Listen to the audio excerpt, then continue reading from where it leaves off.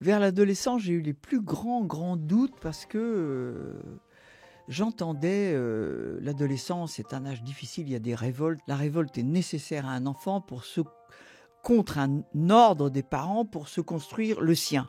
J'ai découvert dernièrement une chose, j'ai compris une chose.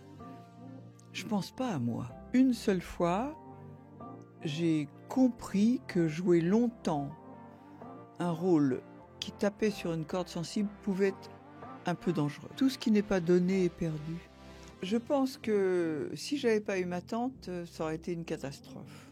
Ma sœur l'a vécu. Si j'étais restée dans la famille de ma grand-mère maternelle, il se serait passé ce qui s'est passé pour ma sœur qui ne s'en est jamais remise. Bonjour Annie, Bonjour. je suis ravie de te revoir pour cette seconde fois. On s'était vu de mémoire en 2017-2018. Ça devait être à peu près cette Oui, époque-là. Oui, cette oui, oui, époque oui, de oui, oui. révolution sur le Levothyrox, Voilà, c'est ça. décrié. Donc on avait fait une émission qu'on mettra en lien dans la description. Aujourd'hui, j'ai vraiment envie de te faire participer dans mon podcast singulier. Tu fais partie de ces femmes qui ont été dans l'histoire du cinéma, de l'image, de l'acting, on peut dire, incroyable, avec un parcours atypique. Et justement, c'est ce profil-là. Et je me suis dit, t'es une amie chère à mon cœur. En ce moment, en plus, t'as sorti un ouvrage qu'on affiche à l'écran. Donc, je voudrais que t'en parles bien sûr après, mais j'aimerais revenir dans ton histoire parce que cet ouvrage, tu parles de plein de choses. Tu Ouais. parles des aspects perso, tu parles des aspects pro, tu parles des histoires de tes enfants, enfin plein de choses qui se sont passées. Mais je vais revenir un peu au tout début. Oui. Tu as perdu malheureusement tes parents quand tu avais 8 ans, si je ne me trompe pas. Qu'est-ce qui se passait dans la tête de la petite Annie à 8 ans, justement? Alors d'abord, c'est vrai que je les ai trouvés morts un matin dans la salle de bain à 8 ans et demi. Et bah, il se passe dans la tête, je crois, un psychologue m'a dit après, c'est ce que vous avez, c'est un vrai traumatisme. Donc en fait, j'ai le truc qu'il y a souvent avec les traumatismes, c'est-à-dire une amnésie totale Ouais. sur toutes les années qui précèdent et curieusement aussi sur les 2-3 qui suivent. Mm. Mes vrais souvenirs ne commencent qu'à partir de 12 ans à peu près. Ok, ça c'est 11 ans, impressionnant. 12 ans. Ça a perduré comme ça. Ouais. Il y a une période de flou. Alors, faut faire le deuil de ça aussi. Voilà. Ouais, mais c'est pas facile. De ces souvenirs, de l'absence totale de souvenirs, on est l'impression d'être né Mm. de ce jour-là. Ce qui est très curieux. Euh, Et le avant, tes 8 ans, t'as des souvenirs? Est-ce que... Pas du tout. Bah, pas du C'est-à-dire le tout. trauma a effacé le À reste. effacer tout ce qui était avant 9 ans et demi, 8 ans et demi. Et, et ça a perduré, je te dis, encore un Mm. an et demi après, où il y avait, je sais pas, une espèce de suite de flou comme ça qui fait que pas de souvenir. Mais quelques Mm. images me sont revenues parfois, mais sans les. Par exemple, j'ai écrit un livre sur les chats de hasard, Oui. et un jour je pensais, effectivement, je me disais, je sais, j'en ai pas le souvenir donc, mais je sais que j'ai été élevée avec 13 chats. Il y a eu un 13 moment, chats. 13 chats à la maison. Chacun en avait 2 dans son lit, ils étaient partout, ils étaient sur la table, ils étaient partout. Et je pensais à ça un matin et il m'est arrivé une très curieuse chose, je ne sais pas comment ça peut s'appeler psychologiquement. J'étais dans mon lit en cours d'écriture de ce livre, donc en train de penser à ce quartier d'enfance que j'ai habité, qui s'appelait le quartier Martinville, Mm. 13e siècle. Quand même un quartier qui a été entièrement détruit depuis pour insalubrité. Et il y avait de quoi, parce que ça s'appelait depuis le XIIIe siècle le nid de chiens. C'est Ouais. du sous-prolétariat Mm. à un point effrayant. Et des usines en bois. Enfin, vraiment, quelque part, j'ai connu un peu Zola, tu vois. J'ai Ouais. connu le XVIIIe siècle comme ça. Et alors, en pensant à ces chats, les yeux ouverts, un matin, j'ai eu le film du quartier. D'un coup, j'ai vu un chat sous un porche. Et du coup, j'ai vu les pavés. Et puis, j'ai vu le fond de la cour. Et puis hop, les images sautaient. Puis un autre chat sur un pont de cette espèce d'horrible petit canal qu'il y avait où il y avait tous les déchets des usines qui Mm. passaient par toutes les couleurs parce qu'il y avait c'était des teintureries. Et puis encore un chat là. Et sur ce, j'ai fait presque toute la rue comme ça. Et même chez moi, sur une fenêtre. Et j'ai vu la cour de la maison où j'habitais et l'atelier de mon grand-père. Et je voulais, yeux ouverts, je comprends pas comment ça peut se faire, un film intérieur comme ça. Et je sais qu'à toute force, je voulais me retourner pour voir comment était l'envers de la pièce, la maison. Je pouvais pas, j'avais pas le choix. Ouais. C'est très curieux, c'était un phénomène vraiment très bizarre et c'est les seules images en fait que j'ai de mon enfance, toujours sans les gens. Il y avait les chats, les rues. Et une autre vision m'est revenue un jour quand je développais les photos. L'odeur de l'hyposulfite du fixateur m'a tout à tout donné l'image du labo de mon père, avec le grand agrandisseur qui servait à agrandir les plaques en verre, la lampe rouge barbouillée de rouge, parce qu'à l'époque ça n'existait pas, il fallait la barbouiller soi-même en rouge. Et j'ai vu, pareil, même pas les mains de mon père, même pas rien, juste la pièce. Et C'est les deux seules images qui me restent. comment tu as grandi parce que tu as une carrière incroyable, tu es une référence dans ton domaine aussi. Comment tu grandis avec ça et surtout le rêve de cette petite Annie, est-ce qu'elle se voyait actrice? Aucun rêve. Il n'y avait pas de Aucun rêve. rêve. Aucun rêve. Très pratique. Ouais. Aucun rêve, mais il m'a été donné d'être recueilli par une femme merveilleuse à qui je dois tout. Ma tante, la sœur de mon père, avait été dans le milieu très très simple où je vis, surtout du côté paternel. Ma grand-mère veuve 3 fois, c'est gay ma famille, hein. Ma grand-mère veuve 3 fois a donc élevé 3 enfants toute seule. Donc mon père, un oncle et ma tante qui était l'aînée. Et ma tante, hyper douée à l'école, voulait devenir professeure. Et ben elle a été retirée de l'école à 11 ans pour servir les sous-lots au bistrot, pour que les 2 frères fassent des études. Et ma tante a gardé ça, mais une douleur toute sa vie d'avoir été sacrifiée comme ça. Et quand elle a hérité de moi, ça a été toutes les cartes en main. Ouais. Allez, elle voulait transmettre tout ce qu'elle n'a pas pu faire. T'es douée pour le dessin, pour la peinture. Elle l'a vu tout de suite. Pof, inscrite au cours du soir des Beaux-Arts à 10 ans et demi. Je suis douée pour la danse, inscrite au cours de danse. J'aimais lire, j'écrivais tout le temps. J'étais seule matière où j'étais première à l'école, à part la gymnastique, c'était le français. Tous les livres que je voulais, tout ça, elle était, vas-y. J'étais sa revanche. Ouais. Et je crois que ma tante, je lui dois tout. Puis en plus, c'était un esprit libre, comme ça. Dans mon livre, il y a peut-être un passage qui va beaucoup t'amuser, où j'ai la réflexion d'un de mes amis. J'ai de tout temps été très amie avec les travestis, avec les transformistes. D'ailleurs, je fais un spectacle de café-concert avec qui un gars en fille. Bon, ça n'a pas changé depuis toujours. Je jouais Shakespeare et Giraudoux, et tous les soirs, j'étais à l'Alcazar de Jean-Marie Rivière. Après, j'ai vu les débuts de Jean-Claude Dreyfus à la Grande Eugène. Après, c'était Michou. Et cet ami m'a dit une phrase extraordinaire, il n'y a pas si longtemps, avant que j'écrive le livre. C'est très curieux, cette complicité que tu as avec les travestis. On dirait que c'est ton autre sexe.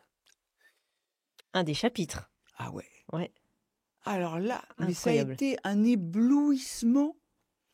C'est fou. J'ai compris pourquoi ma tante, à 13 ans, m'a laissé flirter comme je voulais.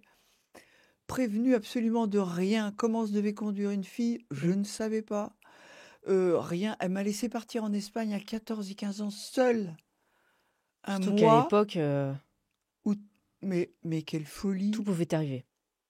Avec le nombre de pesetas nécessaires pour louer une chambre là-bas, gaulée comme une plémette, la même taille que maintenant.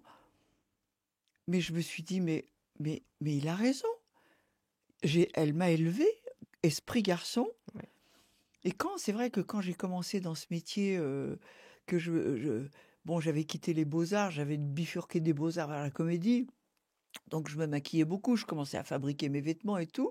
Et quand il m'a dit ça, j'ai dit, mais je faisais comme eux. Et je comprenais rien aux nanas. Je les regardais avoir des coquetteries à la con, des trucs, je sais pourquoi ils font ça. Le mec lui plaît, donc à y aller, quoi. Je comprenais rien du tout aux filles.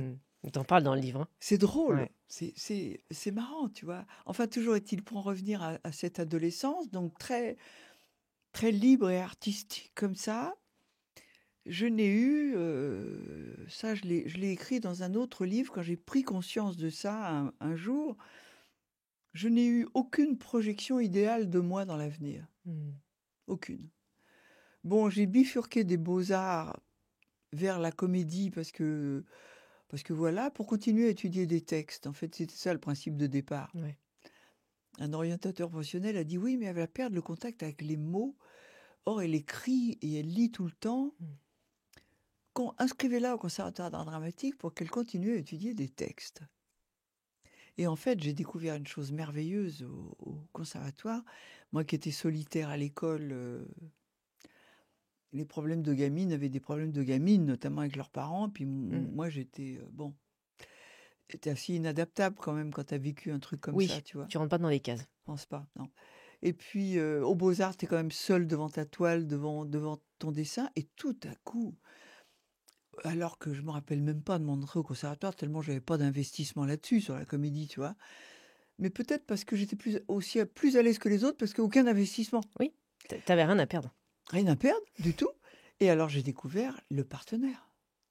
Le à toi, à moi, l'échange. Ouais. Tout à coup, on se monte une scène, on dit « Tiens, on devrait faire ça ». Et ça, mais c'est ça qui m'a emmené vers ce métier, en fait. C'est un peu là le déclic, presque. Déclic. L'émerveillement de l'échange, de jouer avec les autres, de tomber à Rouen sur un professeur merveilleux, Jean Chevrin. Je lui rends hommage à Jean Chevrin, qui professait une chose, qui professait la générosité, en disant « Fais que ton partenaire soit le meilleur possible. Parce que tu pourras t'appuyer sur son talent pour t'aider. » Et ce professeur-là, Jean Chevrin, je suis contente de lui rendre hommage, là, parce que il a, de son école, ça a été une espèce de pépinière, comme ça, Jean Chevrin. Et sortent de chez lui des gens qui ont tous en commun de ne rien s'interdire artistiquement. Valérie Lemercier, Karine Viard, Franck Dubosc, Patrick Chenet, mais Patrick, il n'a pas mis en scène, il a fait que jouer, je crois, Patrick. Mais voilà, des gens, mais en tout cas, Valérie et Dubosc sont typiquement des élèves de Jean Chevrin, quoi, vraiment. T'as envie de danser, tu y vas, t'as envie de chanter, tu y vas, t'as envie de mettre en scène, d'écrire, tu y vas. Voilà, c'est tout, faut rien, s'élargir dans tous les domaines artistiques possibles. Et c'était un professeur magnifique, quoi. La période, tu parles de cette période-là. Est-ce que tu penses que cette période, elle aurait pu être réelle encore maintenant, ou tout a changé dans ce métier? Ah ben non, tout a changé. D'abord parce qu'il y a quand même, j'en suis pas fière, hein, mais sur le point de redoubler pour la 3e fois ma 4e, il fallait qu'on me sorte de là quand même. 14 ans et demi. Et en fait, comme j'étais au cours du soir depuis je sais pas combien de temps, bon, j'ai attrapé un vague BEPC avec un demi-point ou un truc comme ça, libre. Et de toute manière, le professeur de dessin que j'avais depuis l'âge de 11 ans a dit « De toute manière, vous inquiétez pas, elle est passée 2e sur concours. Même si elle n'avait pas tenté un petit BEPC, je l'aurais fait rentrer quand même parce que voilà. » Mais à l'époque, on pouvait faire ça. Prendre un chemin de traverse. C'est-à-dire pour des enfants comme ça, comme moi, inadaptables au système scolaire et spécialisables très tôt, on pouvait, avec un niveau BEPC, entrer dans des écoles niveau université. Ce qui est impossible. Ce qui est impossible. Je crois même qu'au conservatoire d'art dramatique, maintenant, il faut le bac. S'il fallait le bac pour être comédienne, ça se saurait. Pourquoi? T'es moins celle qui est en face de toi. Ton parcours est atypique. Non, mais écoute, c'est bien la culture générale et tout. Mais je trouve dommageable pour certains caractères que ce soit finalement aussi un écrémage. Pourquoi? Bah, parce on perd beaucoup de gens qui pourraient avoir un Oui, parcours atypique ouais, et qui, du coup, sont condamnés au parcours sauvage ouais. et ne peuvent plus accéder aux écoles. C'est quoi être acteur? Euh, Ta Être définition, hein? acteur, ma définition, je ne sais pas exactement. Je crois que moi, en tant qu'actrice, si tu veux, quand je pense à l'école américaine, tout ça, je suis de l'école française, que j'appelle moi l'école française, c'est-à-dire que un rôle, tu rentres, tu sors. Voilà. Mm. Tu, tu, tu, tu te mets dedans et encore, je ne sais même pas si on peut dire ça. Tu l'exprimes avec des choses parfois, des émotions personnelles et Mm. tout, et tu en sors. Je veux dire, c'est vrai que je vois beaucoup d'acteurs de cette école dite française que moi j'appelle école française, qui font une scène d'émotion où tu vraiment tu donnes beaucoup de ton émotivité, de pleurer, de tout ça, et paf, tout de suite après tu rigoles pour surtout casser le truc, tu vois. On reste pas là comme ça à se croire dans le truc. Est-ce que vous sortez d'un rôle facilement? Oui, bah oui, bien sûr, tout de suite. On- Et on- j'adore jouer les horribles rôles, bien sûr. Ça te torture pas? Oh, c'était formidable. Ouais. Quand tu rentres chez toi, c'est pas compliqué, Non. non? Alors, il y a une seule fois, si je peux parler de cette expérience-là, une seule fois, j'ai compris que jouer longtemps un rôle qui tapait sur une corde sensible pouvait être un peu dangereux. Ouais. J'avais joué une pièce à propos de la sclérose en plaques, magnifique, qui s'appelait Duo pour une soliste, avec Raymond Jérôme. Nous étions deux. Il y avait combien, je sais pas, séance de psychanalyse avec une femme qui au début portait beau. C'était sur la violoniste de Barenboim, son épouse. Et sur ce sujet-là, disons. Et elle finissait par tomber en dépression totale. Et d'ailleurs, c'est drôle parce que quand je jouais ça, la, la dépression, certaines personnes me disaient, mais c'est fou, tu changes même de visage, tu as le masque de la dépression. Et c'est là où mon histoire est un peu bizarre parce que je disais, c'est ce qui m'est le plus facile à jouer, j'ai qu'à laisser tomber tout le faire semblant. C'est Et profond. laisser aller ce qu'il y a profondément Ouais. dedans. Voilà. Et, et c'est vrai que ce rôle-là, ma meilleure amie à l'époque, c'était Marie Dubois, qui était atteinte de sclérose en plaques. Et donc ça t'a touché. J'ai été un temps marraine de la Ligue contre la sclérose en plaques. J'avais des malades dans la salle, des courriers. Et là, tout à coup, je me suis aperçue qu'à force, si tu veux, c'est dangereux de jouer longtemps un rôle qui tape sur une Mm. corde sensible, qui touche à une vérité, qui touche à une Mm. réalité de malade, de sociologie et tout, où là, tout à coup, on peut pas être touché Mm. personnellement, tu vois. Mais c'est le seul cas. Le seul cas. Par exemple, j'ai adoré, j'ai fait pour la télévision un rôle de psychopathe épouvantable qui cherche à tuer sa fille dans Mm. une télé qui s'appelait Petit Ange. J'ai adoré. J'ai adoré faire ça. Si tu lâches un peu tes très... démons finalement. Oui, non, c'est très amusant. Tu le joues. Je sais très bien faire l'œil qui tient là. L'œil qui aime rien ni personne, je t'aime pas là. Ah, c'est génial. J'adore. J'adore.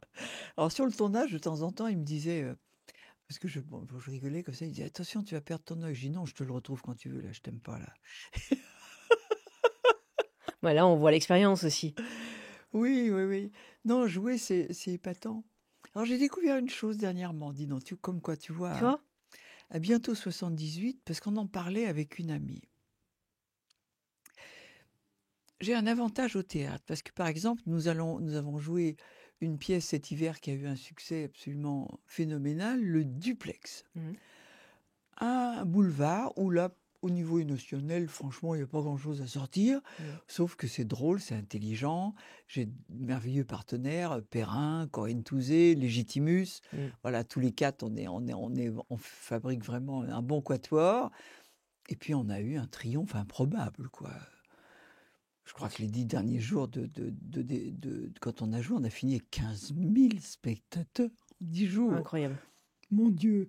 Et on va faire une énorme tournée, je vous l'annonce, une énorme tournée de septembre avant Noël, du Dans toute la duplex dans France? toute la France, voilà. Et on discutait à propos de ça, avec Corinne notamment, que j'aime beaucoup. Et elle me disait, alors le trac, moi j'ai pas le trac. T'as jamais eu le trac?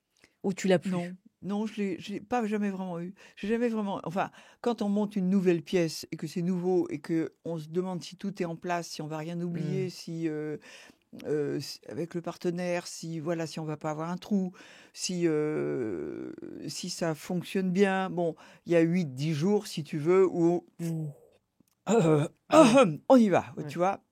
Et puis, bon, il y a cette espèce de peur, d'appréhension, mais c'est pas un vrai trac, en fait. C'est le temps d'être, Ouais. que la T'adapter. partition soit solide, Ouais. tu vois.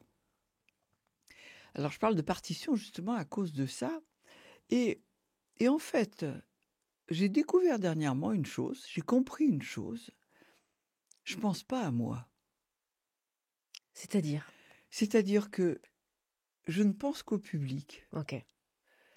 J'ai envie de leur faire plaisir. D'ailleurs, j'adore une chose que certains acteurs détestent. J'adore aller les voir avant, voir les têtes des gens. S'il y a des gens qui ont l'air sympathiques ou qui ont l'air d'avoir des soucis, je dis tiens, je vais les distraire. Ouais. Ouais, voilà, j'aime bien voir comment ils sont. Ouais. Et ça me fait pas peur. Au contraire, ça me donne envie de leur faire plaisir.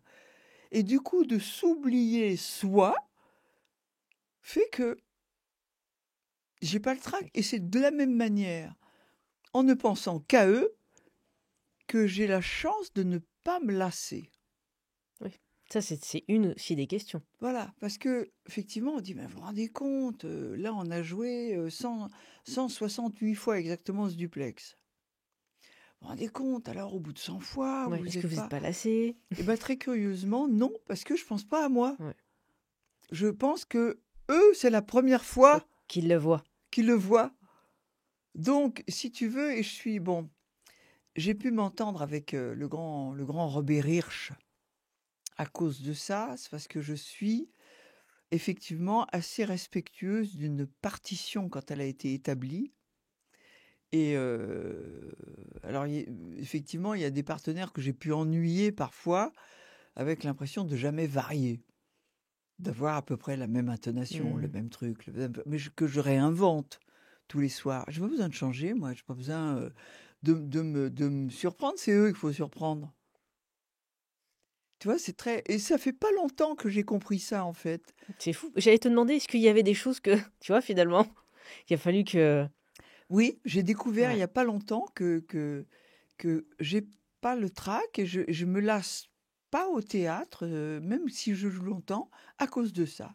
Parce que je pense qu'à eux. Ouais. Ça peut être un conseil à des jeunes acteurs qui Oui, débutent. Ouais, on est oui, d'accord. oui, oui, oui.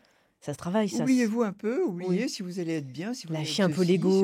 voilà, Ouais. pensez à leur faire plaisir, à leur raconter tous les soirs cette histoire, et c'est eux, ils sont nouveaux. C'est la première fois pour eux. Qu'est-ce que tu penses des jeunes générations? Je pense à Raphaël Quenard, nous, on a reçu à Grenoble parce qu'il est grenoblois. Oui, Il a sorti son dernier je l'ai ouvrage. acheté. Incroyable, on ne dira pas la fin, on va pas spoiler. Incroyable, enfin moi j'aime beaucoup. En plus, tu sais, j'ai l'impression qu'on revient à des acteurs qui sont humains, profonds, naturels. Plus Alors c'est sur... drôle parce que lui, je l'avais repéré justement, Kénard. Je l'ai repéré. D'abord, j'ai acheté son livre parce que je me dis, tiens, un comédien qui écrit, ça m'intéresse de Ouais, voir ce qu'il fait, qui s'interdit rien, ouais. effectivement, qui a un espèce de drôle d'esprit comme ça, qui a l'air de... Un Il peu paraît, fanfaron, il comme dirait paraît, je un le dis, je sais grand-mère. pas si tu le mets dans l'interview, mon agent m'a dit un jour, oh là là, il va avoir des ennuis. Il paraît qu'il a baissé son froc sur un tournage. Ah, ah, ah, ah. Et j'ai dit, décidément, j'aime bien ce gars-là, il est tradition au Café de la Gare. Ouais, Quand même, comment dire, notre grand Coluche a fait une affiche avec une plume dans le cul. ouais. Moi, j'ai tourné avec Patrick Devers, il m'a montré que tout le monde était à poil, il baissait son froc tout le temps, etc. et tout. On est en plein là-dedans. D'ailleurs, Ce Raphaël, là, que j'aimerais bien rencontrer un jour, il me rappelle un peu Patrick Hmm. Devers. Ah, Peut-être la douleur qu'on ouais. sentait chez Patrick en moins, et dont j'ai appris beaucoup plus tard quelle était la raison, violé toute son enfance par son beau-père. Ça, je le savais pas, mais on était devenus très amis sur Psy. On travaillait bien ensemble. On Hmm. avait une vraie complicité, à tel point qu'il m'avait demandé après pour que je fasse un Verneuil avec lui et tout. Et j'aimais beaucoup, beaucoup Patrick. Et Raphaël, que j'appelle Raphaël sans le connaître, a cette espèce de versatilité. Hmm. Comme ça, je pense qu'il serait peut-être flatté de savoir que je le compare un petit peu à la famille Devers. On lui enverra le message. Ouais. L'invitation est envoyée, peut-être qu'il viendra derrière le micro, hein. Peut-être qu'il te répondra dans une interview. Alors ça, Va-t-on j'aimerais bien. savoir? Ça peut être incroyable. En tout cas, j'ai commencé son livre, c'est super, il écrit bien, hein, super Ouais, bien. ça fait partie des jeunes acteurs, même s'il n'est pas tout jeune non plus, mais est-ce qu'il y en a d'autres qui t'inspirent, que tu trouves incroyables, au contraire, que tu aimes pas forcément, sans détester, mais dans les jeunes générations, parce que Euh, toi, tu es une pionnière dans ce domaine. non, non, je peux pas en citer vraiment, tu vois, parce que j'ai vu avec les Césars l'année dernière de bons jeunes acteurs. Je me rappelle pas Hmm. les noms, tu vois, je me rappelle pas les noms. Non, pas de Non, non, souci, ouais. pas de souci. Je vais rebondir sur autre chose. Euh, c'est bon, je vais te relancer sur autre chose. On a parlé de ton parcours enfant, comment tu arrives justement à être actrice et autrice aussi. Si, imaginons, ta tante n'avait pas été là, encore une fois si, hein, et elle t'avait pas transmis ça, imaginons que finalement tu n'avais pas fait carrière en tant qu'actrice, tu penses que coûte, la vie t'aurait ramené à ça, ou qu'au final tu aurais fait autre chose? Peut-être peintre, parce que c'est une des passions qui est forte.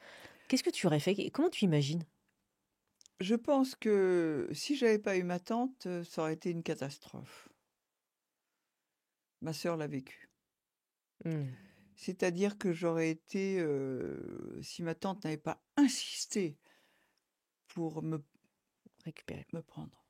Si j'étais restée dans la famille de ma grand-mère maternelle, il se serait passé ce qui s'est passé pour ma sœur qui ne s'en est jamais remise et qui rêvait, elle aussi, de faire des études et devenir professeure. Je vais dire du mal de ma famille maternelle. Quand elle a dit oh, j'aimerais devenir professeur, on lui a répondu et puis quoi encore? Pourquoi que tu serais mieux que nous? C'est horrible. C'est dur. C'est horrible. Elle a été placée comme apprentie vendeuse et 6 mois après, le fuguet venait me rejoindre. Et elle était déjà, à mon avis, moralement très abîmée. J'ai rien pu faire pour la mettre debout. Elle s'est sauvée, elle s'est mariée 3 fois. Hmm. Bon, elle a eu heureusement un enfant, une fille, mais c'était une catastrophe et je crois qu'elle a fini par en mourir de cette histoire. Et je parlais de ma tante tout à l'heure. Je raconte dans un de mes livres où je lui consacre un grand chapitre, Le rêve de ma mère, où je me souviens très bien. Je me souviens très bien que quand on m'a fait quitter l'école à 14 ans et demi pour entrer aux Beaux-Arts, il y a eu un conseil de famille. J'en ai un vague souvenir parce que je sais, je me rappelle le doigt pointé de ma tante vers moi. C'est comme si je le voyais. Et on a dû suggérer que quelle connerie de me faire entrer aux Beaux-Arts, tout ça. Il y a qu'à me faire travailler tout de suite pour que je gagne Oui. ma vie. Et je me rappelle, alors là, c'est gravé de ma tante pointant le doigt vers moi et disant avec des blancs entre chaque mot, celle-là fera ce pourquoi elle est douée. Et Hmm. donc, elle m'a sauvée. Elle m'a Hmm. sauvée d'un truc où on aurait fait comme ma sœur, on m'aurait mis apprenti quelque part, Hmm. ouvrière ou je sais pas quoi. Et voilà, je lui dois vraiment tout. Celle-là fera ce pourquoi. Alors, c'est c'est tellement parlant par rapport à cette autre qu'elle a été, dont Hmm. on n'a pas écouté.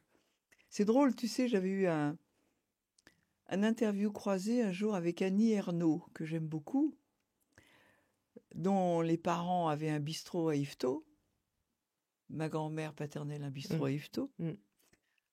Sans doute, peut-être se connaissait-il, quoiqu'à l'époque, il y avait un bistrot à tous les coins de rue. Oui. Mais je disais à Annie Ernaux, ta chance, c'est que tu as été fille unique. Et effectivement, ce que tu as réussi à faire, c'est sans doute ce dont ma tante Ouais. rêvait, mais hop, Ouais. sortie de l'école pour aller servir au bistrot, quoi. Et c'était joli d'ailleurs, parce que quand Annie Ernaux a eu son prix Nobel, je lui ai écrit ça. Je lui ai écrit tous ceux d'Yvetot doivent être fiers pour toi, y compris ma tante qui n'a pas eu ta chance. Et elle m'a répondu, c'est ce que tu pouvais m'écrire Bah oui, oui. de plus émouvant pour Ouais. moi, ça. Ouais. Des belles émotions. Des Oui, belles écoute. émotions que tu abordes dans ton ouvrage, justement, le dernier qu'on affichera sur l'écran.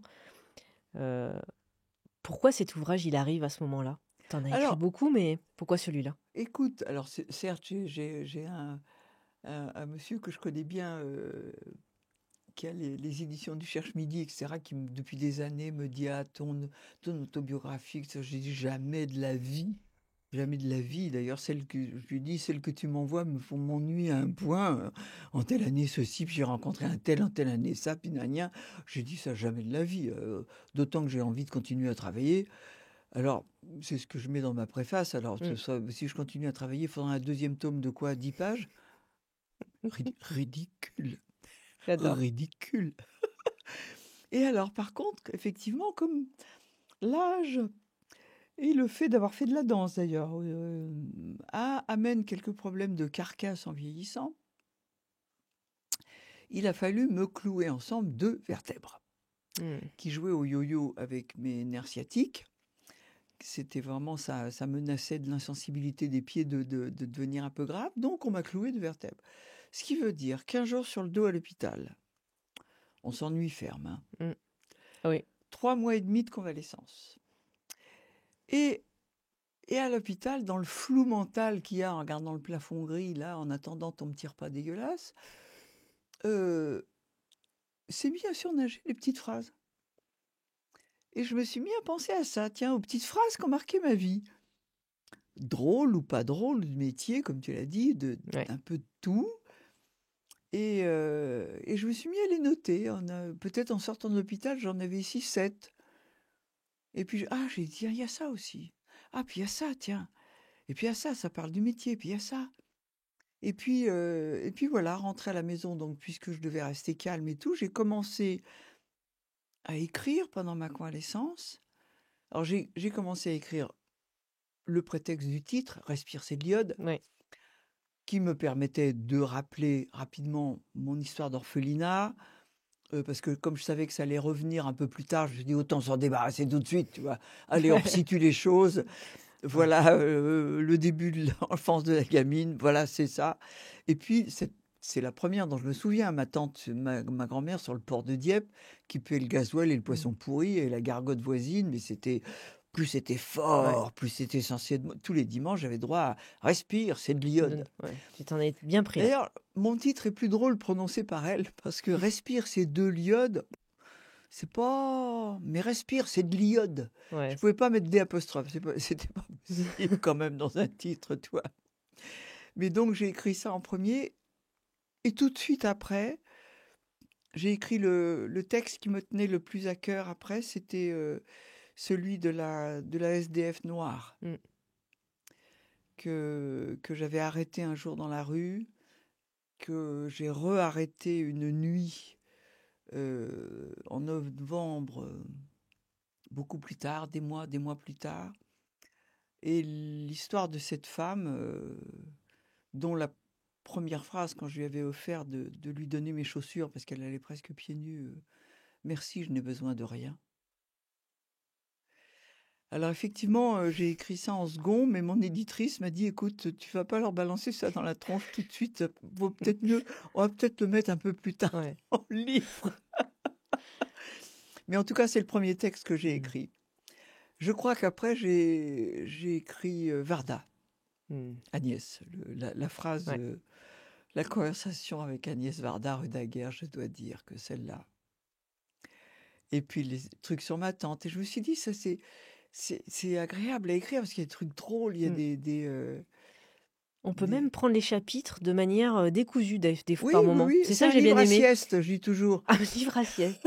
Oui, parce qu'il n'y a pas de textes qui font plus de 6-7 pages, en Oui, fait. oui, c'est ça. Oui, un livre à Et sieste. Oui, exactement. moi, par exemple, tu vois, j'aime lire le soir avant de Oui. m'endormir, mais régulièrement, Tu t'endors avant la fin du chapitre. oui, et quand je dois reprendre le lendemain, je suis obligée de remonter Ouais. une page au Bah moins oui. Te pour mettre dans le contexte, voir ouais. si elle n'est pas restée un peu floue dans mon esprit, si c'est bien là que je me suis arrêtée. Là, c'est pas la peine, il n'y a qu'à prendre le texte suivant. On peut dormir tranquille. J'aime beaucoup cette analyse-là.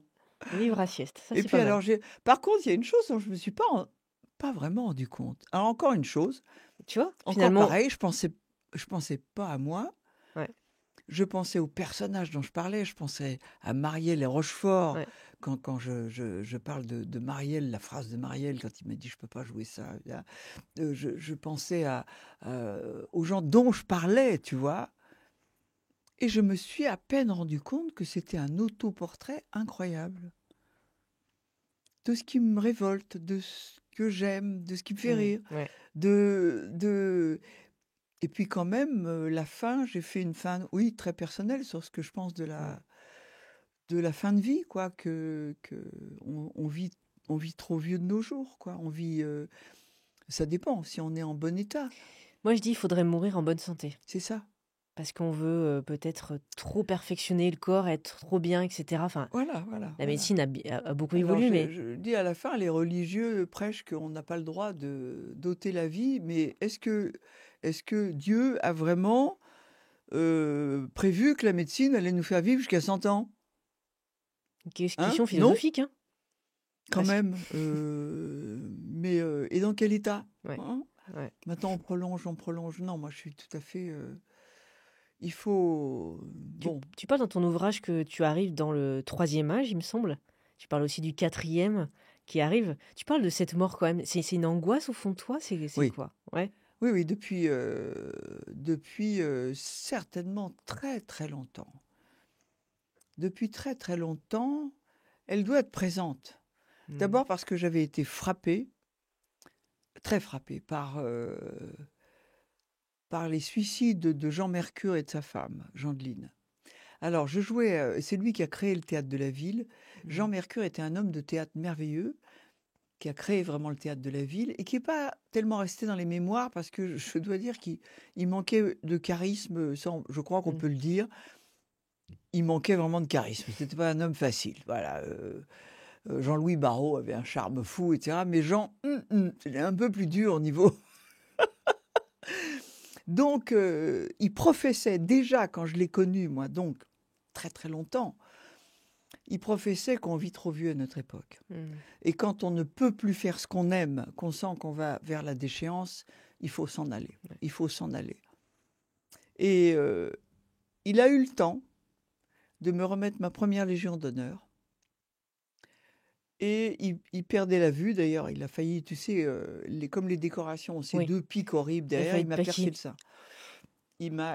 Il a absolument, il voyait plus bien, il voulait absolument que ça tienne. Oh, mon Dieu, il m'a fait saigner, hein. Je l'ai arraché le truc des mains pour le mettre comme ça. Ouais. C'est vraiment fait pour les costards d'hommes, tu Oui, vois. oui, voilà.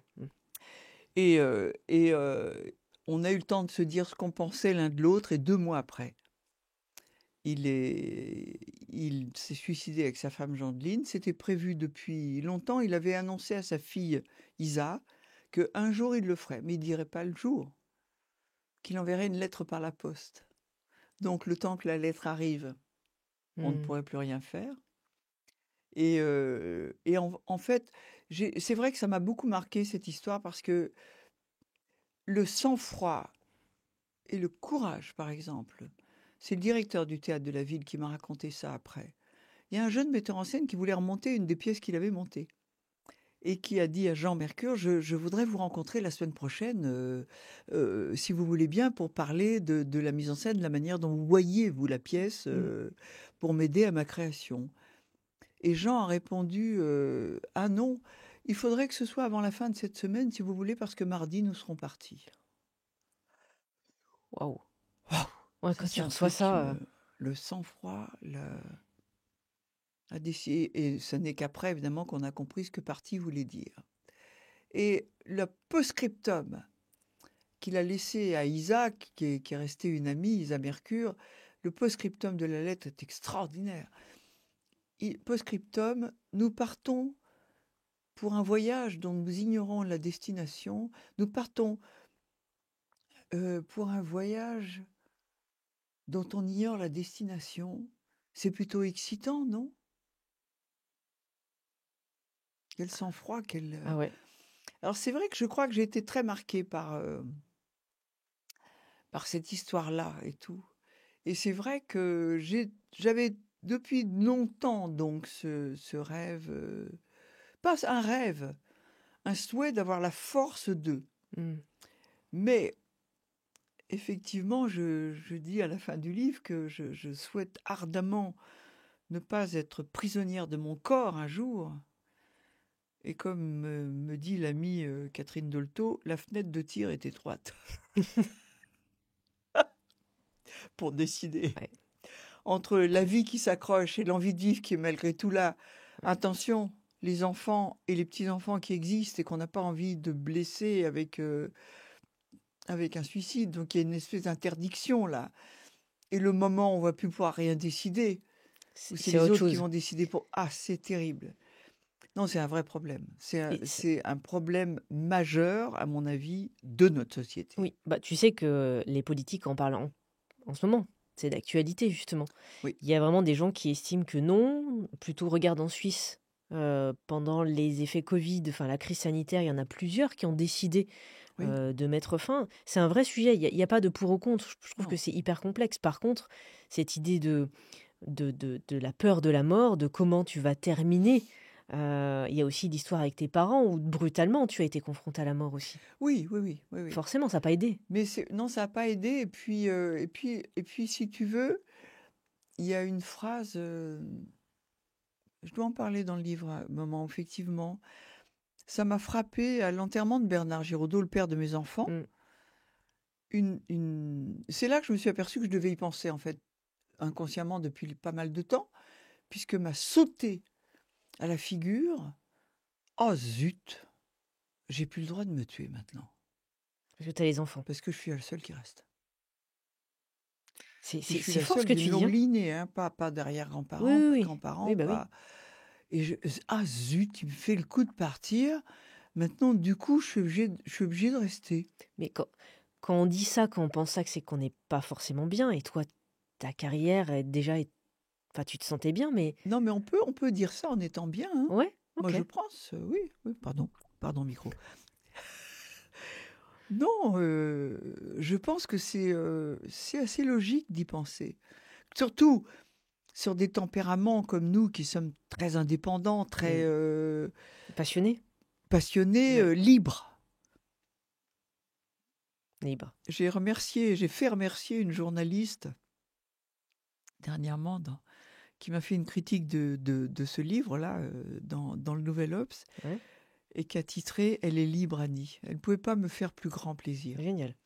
Après les petits ennuis que j'ai eus en m'exprimant parfois, en essayant de nuancer des choses où on ne peut plus nuancer, ce titre, je dirais, il est sur ma table tellement elle m'a fait plaisir, tu vois, cette femme, Claire Julliard. Voilà. Et un énorme... C'est là où j'ai vu que j'étais finalement assez blessée par ce qui est arrivé avec SOS Village d'enfants, avec tout ça. Après, quand j'ai essayé de tempérer les accusations de Judith Godrèche, je le dis carrément, oui, effectivement. Il s'était passé quoi? J'ai été virée de mon marrainage SOS Village d'enfants en 5 minutes. Ok. Après 32 ans. À cause des réseaux sociaux. J'ai 2 organisations de concerts musicaux. Quelquefois, je fais des lectures avec un trio de musiciennes que j'adore. Menace d'annulation de concert, c'est moi la lectrice. C'est quoi ça marque hein, quand même, ça. Bah oui, ça marque. Et non, c'est rien. Judith, moi, je la connais pas. C'est tout. Et comme j'ai pas des réseaux sociaux, je ne suis pas méfieux. J'ai eu un étonnement qui me semble quand même assez légitime. Que faisaient les parents à 14 ans pour aller vivre à un mec de 40 ans. Et émancipation accordée à 16 ans, ça se demande une émancipation. Ça se trouve pas comme une pochette surprise. Donc, si tu veux, moi, libre et indépendante, peut-être je peux pas comprendre ce que ça veut dire être sous influence, je sais pas. Mais je me suis dit, mais quelle étrange chose de renier une partie de sa vie, de ses décisions, malgré tout, Mm. peut-être même sous influence, j'en sais rien, je sais pas ce que c'est, pour dire c'est tout la faute de l'autre. Voilà. Alors là, on a le malheur de rentrer là-dedans. Alors là, tout à coup...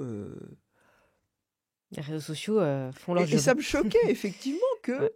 que personne ne parle des parents sacrés. Mais attendez, c'est quand même eux en premier qui auraient dû empêcher Mm. ça ou agir. Oui, c'est pas bien à 14 ans de vivre avec un mec de 40, c'est évident. Mais alors, bon, voilà, fallait pas ceci, fallait béni oui, dire c'est très bien. C'était en quelle année, ça, cette histoire? Mais c'est il y a pas longtemps, Il y a c'est pas il y a longtemps. un an. D'accord, ah oui. Ok. Mais oui, un an, au cours de la publicité qu'on a fait pour le duplex. Je veux dire, c'est vraiment pas loin du tout. Donc cette histoire Une t'affecte espèce de quand même. scandale dément, quoi. Mm. Alors que je suis désolée, ma question était légitime. Que faisaient les parents? Et alors, curieusement, les journalistes en parlaient pas. On verra les réactions Voilà. au podcast. Tout à l'heure, tu disais que tu rêvais pas quand tu étais jeune. Non. Est-ce qu'aujourd'hui, tu rêves enfin? Tu rêves encore de choses ou tu as déjà rêvé finalement pendant ton parcours? En fait, je crois que j'ai découvert ça en écrivant Le rêve de ma mère. Effectivement, ce truc, ce qui est mon livre le plus intime quelque part. Le voile noir, c'est sur le deuil, c'est autre Ouais. chose. C'est un sujet traité. Le sujet en soi, traité sur le déni du deuil et comment qu'on peut vivre plus de 30 ans sans prendre conscience de quelque chose. Ça, c'est le voile noir. Mais Le rêve de ma mère, c'est mon livre le plus personnel sur le parcours. Effectivement, comme ça, cette phrase m'est tombée au milieu de la piste du cirque abandonné autour duquel a été élevée ma mère. Et quand j'ai retrouvé ce cirque à Elbeuf, près de Rouen, dont je suis marraine d'ailleurs, parce qu'il a été en activité, merveilleux cirque, au milieu de la piste, m'est tombé. On m'avait raconté que ma mère adorait faire un petit numéro de danse à l'entracte. D'ailleurs, j'ai des photos d'elle en train de s'entraîner au cirque. J'ai tout ça. Et, et ma naissance, à l'époque, dans mon milieu très simple, faisait qu'on se faisait coller un môme. C'est fini. La carrière de photographe, tous les rêves artistiques, tout retour à la maison pour s'occuper de la gamine. Et ça ne lui allait pas à ma mère. Je le vois très bien sur les photos avant, après. Ça lui allait pas. Et au milieu de la piste de ce cirque m'est tombée cette phrase. Mais quand je dis tombée, c'est elle m'est tombée. Je suis le rêve de ma mère. Et si ça se trouve, tous ces hasards qui m'ont mené, qui ont fait que j'ai fait la rencontre au bon moment pour jouer ça, pour ceci, pour cela, si ça se trouve, c'est elle. Tu sais que peut-être que tu la connais, Anne Tufigo, qui est médium, Non? qui est assez connue, qui est très juste. Moi, c'est une très belle personne que j'ai reçue. Et dans nombreux de ses ouvrages, elle dit que les signes sont là et qu'il n'y en a jamais de hasard. Ouais. Qu'en fait, même nos rencontres font qu'on rencontre des personnes pour soit prendre conscience, soit évoluer, soit avoir des signes de là-haut, de l'au-delà. Et ton histoire me fait penser aussi à C'est ça. complètement ça. C'est complètement ça. Et c'est vrai que j'écrivais ce livre et au début, effectivement, je me posais des questions sur mon parcours comme ça, avant de parler de ma tante, avant de parler d'elle et tout. Et je me disais, finalement, c'est très, très étonnant. En fait, moi qui ai l'air assez volontaire, je n'ai fait qu'obéir. Je n'ai fait qu'obéir à ce qui se présentait, à ce que je sentais. Tiens, ça va. Et j'ai même eu, j'en ai pris conscience après, j'ai même eu des avertissements. Des avertissements avec comme une lampe rouge, pas ça ou pas telle date, ou pas ceci, cela. Et les 2-3 fois où j'ai pas écouté, j'en ai pris plein la patate. Donc maintenant, je ne sens pas quelque chose, comme les bêtes, hein. qui renifle un mauvais plat. Ou j'ai une petite lampe rouge qui me dit faut pas, on me traîne par les cheveux, j'y vais pas. Parce que j'ai pas le décryptage. J'ai pas le décryptage, mais je sais qu'il faut que j'écoute. Ouais. En fait, je ne fais qu'écouter. Et je crois que ça continue, en fait. J'écoute ceci. Je raconte dans le livre, je l'ai beaucoup raconté, mais c'est tellement inouï qu'en fin d'écriture du Voile noir, j'avais fait remonter vraiment tout ce que j'avais pas pleuré, quoi, en fait, pendant toutes ces années. Tout ce refus comme ça était parti. Et je vais te dire le détail. Je pleurais comme on saigne. C'est-à-dire que sans même m'en rendre compte, à tel point que je m'étais mis une ficelle autour du cou en sautoir avec un rouleau de papier chiotte pour pouvoir m'éponger, parce que j'en avais marre de chercher les Kleenex, donc je tirais le papier. Et bon, te dire l'état émotionnel où j'étais. Et j'avais supplié mon agent et ami Daniel Guin, de trouver une comédie pour m'alléger. Et au mois d'août, c'est ça, elle m'a appelé en me disant « Tu voulais une comédie, c'est extraordinaire, on t'en propose 3. 3 fois 1h30. Ça s'appelle Une famille formidable et ça commence tout de suite. » Et là, j'ai dit « Ah non, non, non, non, non, non, non, non, non. J'ai promis de rendre tout mon texte le 15 septembre et je suis dans le plus dur. Il y a une mise en page difficile avec les photos de mon père à faire le 15. Ah, t'as de la chance, ça commence le 16. »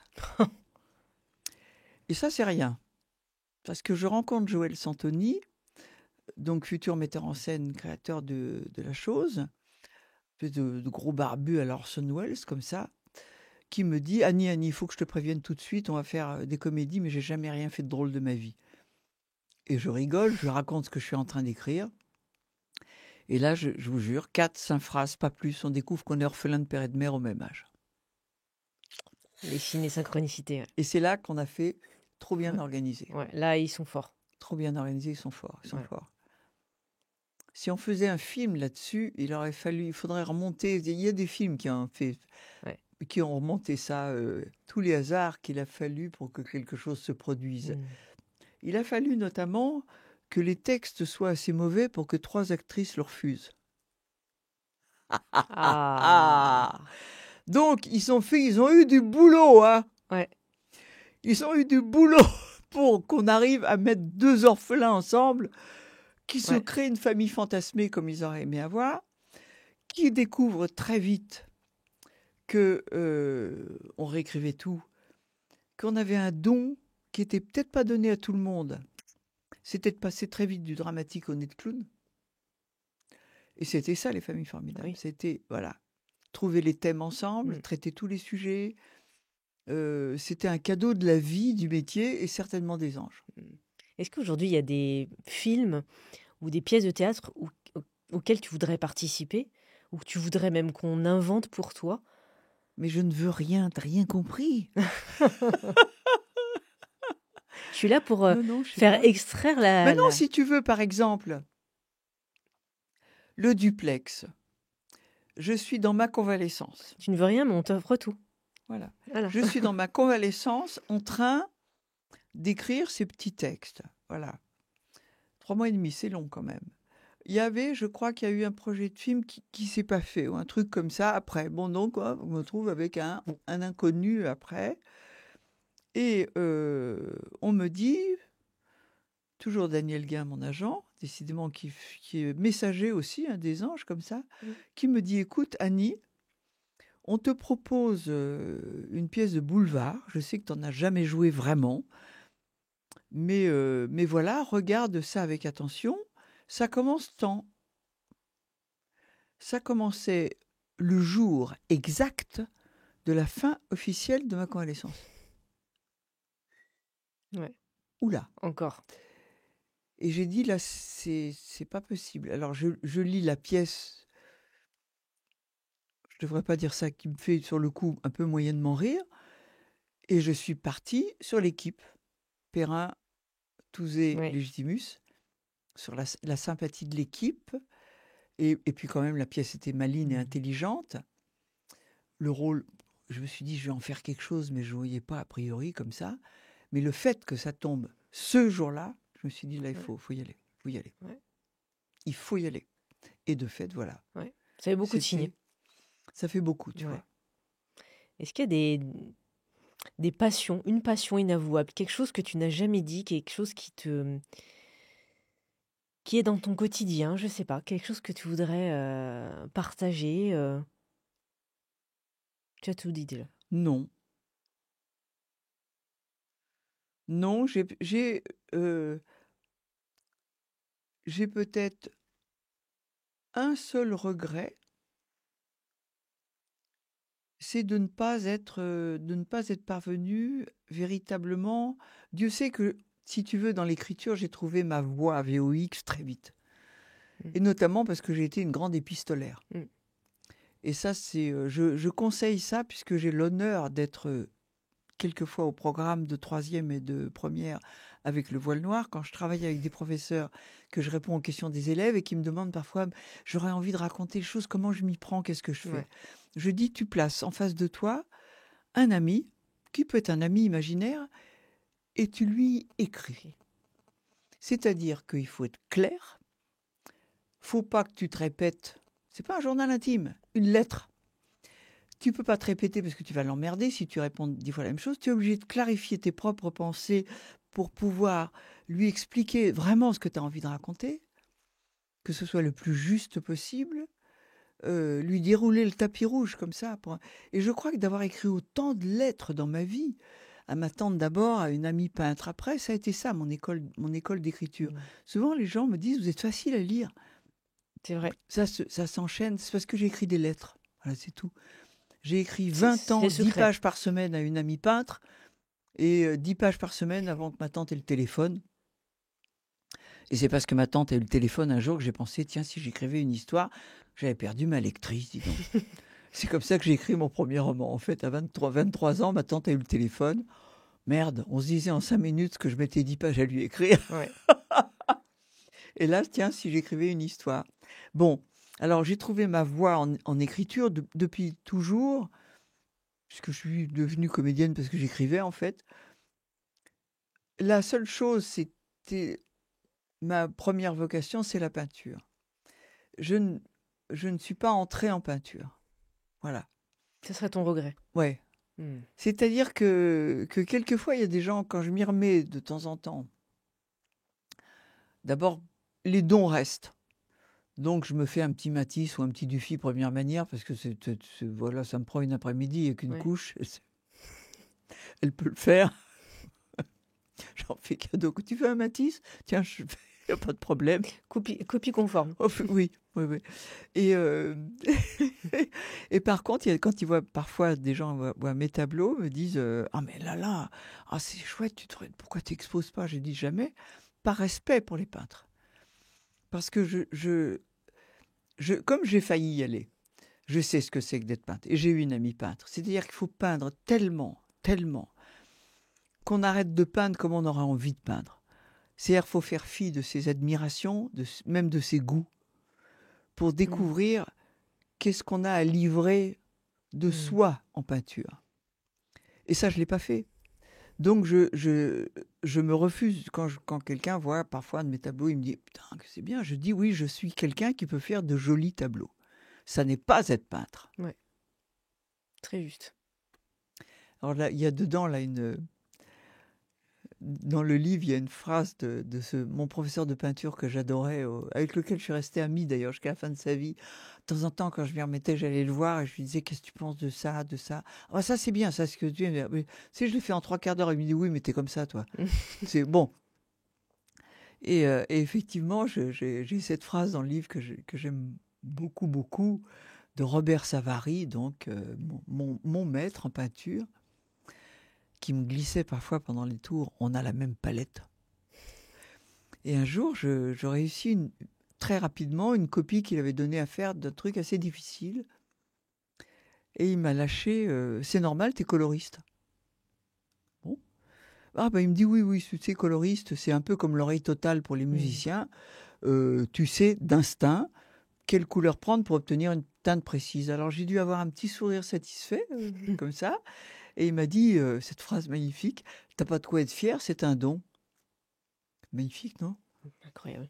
Pas de quoi être fier, c'est un don. Ouais. Tu peux pas t'enorgueillir de ce Ouais. qui t'est donné, Ouais. en fait. Ouais. C'est peut-être une des plus jolies phrases de mon bouquin, Ouais. effectivement. À la petite Annie, tu voudrais lui dire quoi aujourd'hui? Oh, je sais pas faire ce genre de choses. Je sais pas regarder en arrière. Je sais pas. Par exemple, je sais qu'un jour j'avais eu qui a été immédiatement abandonné. J'avais eu l'idée mortelle, je pense, de la tentation d'écrire le roman de ma vie si mes parents n'étaient pas morts. Alors non, C'est dur, hein? faut surtout pas toucher à ça. Ouais. Pas toucher à ça. Non, non, non, Mm. non, non. Non, ça c'est partir dans un délire là. Non. Bah, surtout un ouvrage, hein. Ouais. Trop loin. Non, non. Tes enfants, ils sont fiers de toi, de ta carrière, de ce que tu es devenu. Ils te disent quoi au quotidien? Je sais pas vraiment. Ouais. Je sais pas vraiment s'ils sont fiers. Ils ont eu une mère un peu bizarre. J'en parle d'ailleurs dans le livre, effectivement. Quand t'as pas eu de souvenir de ta mère, quand tu te dis, mais tu regardes les autres et tu te dis, mais comment je vais faire? En fait, au final, je crois que j'ai fait comme ma tante. Je crois que j'ai fait Mm. comme ma tante. J'ai été assez peu maternante. D'ailleurs, il y a des femmes qui, certainement, qui m'écoutent, qui se seraient peut-être horrifiées, d'ailleurs, si je leur dis que, parce que c'était comme ça, c'était le travail, c'était notre métier. Je suis partie en tournée théâtrale de 6-8 mois, 2 mois ou 3 mois après l'accouchement. Voilà. Mm. Parce que c'était comme ça, c'était notre métier. Et puis fort heureusement, j'avais une nounou merveilleuse que j'avais trouvée, ma tante, qui était venue m'aider à élever mes enfants, et qui étaient donc en sécurité et tout. Et moi, j'étais sur toutes les routes de France à faire des tournées. Et je revenais, je les embrassais très fort. On me les amenait quand je ne pouvais pas revenir, et tout ça. Mais pour dire que j'ai été quand même une mère un peu spéciale, quoi. Mhm. Pas une mère hyper maternante. Par contre, j'ai été effectivement à l'affût de leur goût, comme ma tante. Voilà. Ouais. Toutes les cartes en main. Mais attention, c'est toi qui joues et tu peux même gâcher le jeu. Oui, c'est ça. Responsable. Et écoute, j'ai eu les plus grands doutes. Vers l'adolescence, j'ai eu les plus grands doutes parce que j'entendais l'adolescence est un âge difficile, il y a des révoltes, et les révoltes est nécessaire. La révolte est nécessaire à un enfant contre un ordre des parents pour se construire le sien. Et là, je me suis dit, mais c'est horrible parce que je suis d'accord avec tout. Contre quoi vont-ils se révolter? Je vais en faire des chiffres molles ou quoi? C'est parce qu'ils sont devenus. Voilà. Ouais. Donc finalement, Ouais. mère, soyez rassurés. Ils n'ont pas forcément besoin d'être contre. Si vous êtes d'accord avec eux, ça peut aller aussi. Des futurs projets, Annie? Écoute, des projets, peut-être m'embête à la peinture un peu, Mhm. mais bon, pour le moment, j'aime tellement le métier, j'aime tellement jouer. Et puis j'ai découvert une autre chose entre-temps, le chant. Ah, J'adore. Enfin non, j'avais fait une comédie musicale avec oui. Bernard Giraudot. Depuis toujours, on prend des cours de chant et tout ça. Et en fait, j'ai créé donc avec un camarade du music hall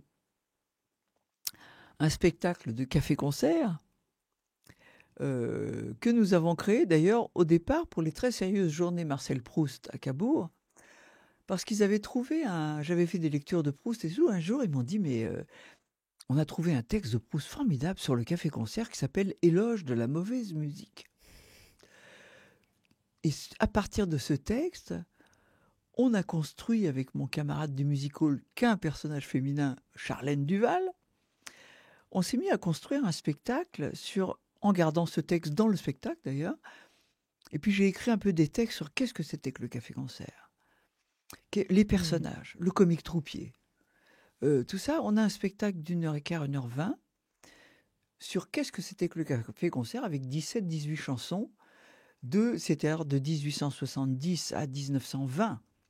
Le café-concert, ça a été un phénomène de société extraordinaire quand même, où les gens ne payaient pas l'entrée, ils se rentraient, Ouais. c'était un café où des gens s'amenaient pour faire des numéros. Et notamment, je parle dans ce spectacle, c'était quand même extraordinaire qu'à l'époque, entre la guerre de 1870 qui a fait des millions de morts et celle de 14 qui a fait des millions de morts, les gens aient hurlé de rire sur un personnage déguisé en soldat. C'est incroyable exutoire que le comique troupier, le mec en soldat, faisait hurler de rire les gens alors qu'il y avait eu des millions de morts dans ce costume. C'est inouï. Je veux dire, donc on a monté ce spectacle qu'on aime beaucoup, beaucoup, parce que ça raconte des choses aux gens. Ça, qui sait que le pape a tenté d'interdire le tango? C'est fou, parce que ça allait contre les bonnes mœurs, il y avait un corps à corps et tout ça. Puis, et donc on a un spectacle là-dessus qu'on va faire là le 6 août à Ramatuelle, au festival de Ramatuelle, un peu en fin de soirée, festive. Allez, on sort les plumes, les paillettes et on y va.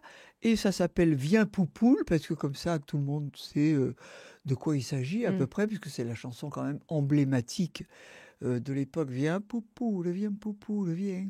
Et qu'on chante en dernier, évidemment, parce que c'est le titre de notre spectacle. Et on a des belles chansons comme ça, entre le comique troupier, entre le tango, entre des chansons émouvantes, des chansons de Bruant, tout ça. Donc on a un spectacle qu'on adore et que moi j'aimerais bien, après Ramatuelle et le duplex, reprendre un peu plus longtemps, parce que c'est une joie de chanter et c'est un spectacle qui fait du bien à tout le monde en fait, et qui parle de notre histoire aussi. Donc c'est en projet. Ouais. Et aujourd'hui, est-ce que tu te sens bien? T'es bien? Oui. Tu peux dire? Parce que tu sais, on se pose rarement la question vraiment ancrée, le comment je vais. Eh ben, je suis bien parce que effectivement, je continue à travailler. C'est ça. Ça, c'est un vrai sujet. Hein. Ah, ça, c'est un vrai sujet, effectivement. C'est vrai que j'en parle dans le livre dès le début sur cette conversation inouïe que j'ai eue quand même avec Agnès Varda, qui m'a dit effectivement que je me plaignais d'être seule dans la vie, de ne pas avoir de compagnon, etc. Et qui m'a dit c'est épatant. Oh bon, non. Elle me dit parce que tu as le temps de prendre tes marques à ton âge. Tu as le temps de prendre des marques. Je crains d'avoir effectivement pris mes marques. Mais effectivement, je pense que Agnès a toujours été grande créatrice comme ça de tout. Mais après son veuvage avec Demi, elle a redoublé d'activité. Film, installation artistique, tout ça. Et en fait, moi, vivant seule depuis maintenant, 18 ans, je crois que c'est pareil. Je meuble ma solitude de projets, de travail, de contact avec le public. Je crois que si je ne travaillais pas, si j'avais pas ce contact artistique comme ça avec les gens, qui te bouffe un sacré paquet de libido quand même, tu vois, quand tu es en scène, je crois que je serais malheureuse, oui. Je crois. Mais c'est à cause du fait de... Puis ce métier, pour te maintenir en forme, c'est un sacré corset. Hein. Je veux dire, c'est vrai que là, tu te rends compte, avec le duplex, on va faire des zéniths. Non, mais je ne le crois pas. C'est danse physique. Oui. Et il y a une chose très fatigante dans cette pièce, c'est 13 entrées différentes. Ça a l'air de rien, mais pour expliquer aux gens, quand on est en scène, quand on joue une pièce dans toute sa continuité, on attrape son énergie et hop, et on y va. Et quand on sort de scène 12 fois, comme je le fais, qu'on change de costume ou qu'on rentre sur une réplique précise, malgré soi, on se détend un peu. Et hop, il faut redynamiser 13 fois. Et ça, c'est extrêmement fatigant. De renquiller, si j'ose dire, l'énergie 12 fois de suite, c'est très fatigant. Et on va le faire pour... J'en reviens pas. La plus grande salle qu'on va faire fait 2200 personnes. 1800, 1600, 1000... Ça va être une aventure absolument incroyable, cette tournée du duplex. Ça serait un peu ça Donc, j'aime mieux te dire que tu as intérêt à être en forme, hein, entre Ouais. les voyages, les machins. Ouais. Le soir, se dire, tiens, comment est la scène, comment est le truc, les gens, est-ce qu'ils voient là? Tu vois, faut Ouais, mais à ça chaque te fois, maintient. Tu vois, bien sûr. souvent, je vois des personnes qui prennent leur retraite pour des choix, hein, quel que soit le domaine d'ailleurs. Et en fait, soit ils déclenchent des maladies, Oui, soit ils se séparent, soit l'autre, oui, le compagnon. Et en fait, je me dis, est-ce que finalement, alors moi je mets la case entrepreneur, j'en fais partie, mais toi t'es artiste. Finalement, cette passion va au-delà de ça. Tu sais, c'est une question qu'on m'a posée dernièrement. On m'a dit, mais est-ce que tu te vois, par exemple, à 60, 70 ans, enfin à la retraite, quoi, retraite, continuer à en le faire? Bah, je dis oui, je vais ralentir le rythme, mais je ferai toujours ça. En fait, j'aime vraiment ça, tu ouais, vois, les ouais, rencontres. ouais, ouais. Et c'est assez marrant parce que moi, je comprends ce que tu dis là. Moi, j'ai envie de, limite enfin, je pense qu'on pense pareil, on a envie de mourir en train de faire Bien sûr. notre art, tu vois, c'est ce que je dis. Donc ça te maintient. Ah bah oui, bien sûr, Ouais. bien sûr. Et puis quand on a un peu de flemme, j'ai toujours des exercices que j'ai gardés de la danse d'un prof de danse classique qui était merveilleux, qui s'appelait Adolfo Andrade. Et Adolfo, il était kiné, en même temps que prof de Que prof. classique.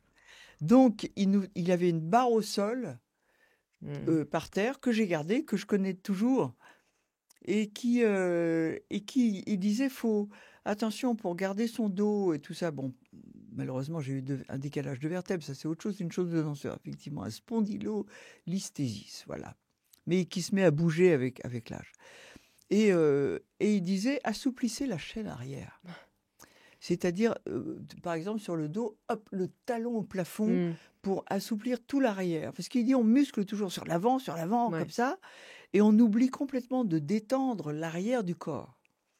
Et ça, par exemple, quand je joue, eh ben, j'arrive au théâtre 3/4 d'heure avant pour faire mes exercices, ma barre au sol. Et ça, c'est précieux. Hmm. Ces petits, ces Voilà, petits le secrets. truc. Alors effectivement, quand je joue pas, bon, oh, ben, je l'ai pas fait aujourd'hui, je la ferai demain. Bon, on connaît Ouais, tout on a ça, tout hein, ça. Ouais. voilà, c'est tout. Au fait, quelle heure il est, ça va? Oui, bon, bah, je vais Il est justement. quelle heure? -10. Ah bah.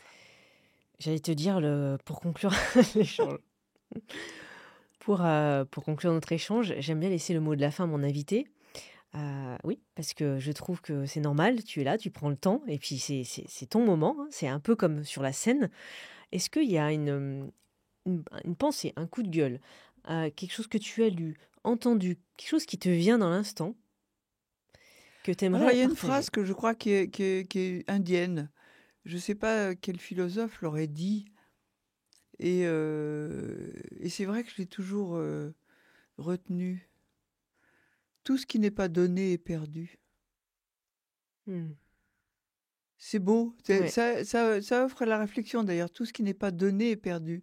C'est-à-dire que, par exemple, même ma souffrance, par exemple, avec le voile noir, Hmm. si j'avais réglé les choses juste pour moi, ça aurait été perdu. Et, euh, et effectivement, il fallait que ça passe par un livre, tu vois, Ouais.